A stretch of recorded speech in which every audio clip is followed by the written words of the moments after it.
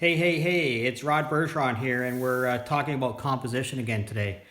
And one of the things that I want to make perfectly clear is that I never just jump into a large work of art without doing some preparation first. All right. So, one of the things that I was talking about in a previous video was thumbnail sketches. And these are some examples of me doing thumbnail sketches. These are some views of a still life from a couple of different angles around a room to figure out what it is that I was interested in and how I was going to put it on the page. All right. So it's very quick, very easy, very simple. You draw a rectangle, the size or approximate shape of the page that you're going to be working on, and then you begin to plot out where you're going to put objects. Sometimes you do it very close, and you'll see here I've done it, I've redone it, I've thought about the size and the shape of it and where it was going to go on the page. It really helps organize your thoughts and help you figure out what it is that you want to go into this particular piece of art. All right, so I do it many times.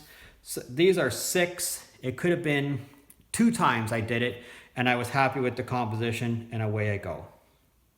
All right, you're better off doing it a couple of times, going back, editing it, doing it again, editing it, until you get down to the point where you're happy with the composition.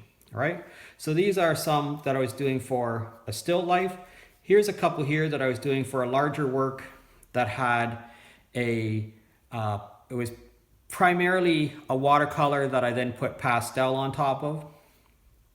I then later ended up augmenting it and changing it very significantly. But these are the plans for it. So you'll see I write out lots of stuff in the margin here. So trees, all blue and green sky. The light is coming from here, all right? All the light comes through this space underneath these trees. Do all the light under the trees first, orange, yellow, and red. So I actually come up with the color combinations that I'm going to put into this work of art. Is the sky going to be at night or during the day? Question mark. Or is it going to be a sunset? Question mark. Light meadow at the tree line. Do this again in a multimedia way with the board and polyfill, which is another thing that in multimedia that I'm going to show you at a later date. In other words, I do these little sketches. I then start to plan out what it is that's going to go into my work of art. I don't just grab a piece of paper and start putting things on the page. That's not the way that we create art. We do a very systematic approach. We plan things out, and then we start to put them onto the page. All right. So this is some thumbnails. I'm going to show you a couple of more thumbnails that I did outside. All right. So here's a couple of works of art. This one here is at a place called Gord's Marsh, and you'll see here. I mean, this is the drawing and painting, but this is the thumbnail sketch. You'll see it's the size of my thumb, a little bigger than my thumbnail. That's the sketch that I worked from. So in the margin here, I decided that's where I was going to do my little thumbnail. And I often do that when I'm working outside, just so that I don't have to have a separate sketchbook with me. But I'll do a little thumbnail sketch here, figure out the composition, and then begin to plot where it's going to go onto the page. All right. Here's another one where I was working on figuring out how I was going to draw this little cabin.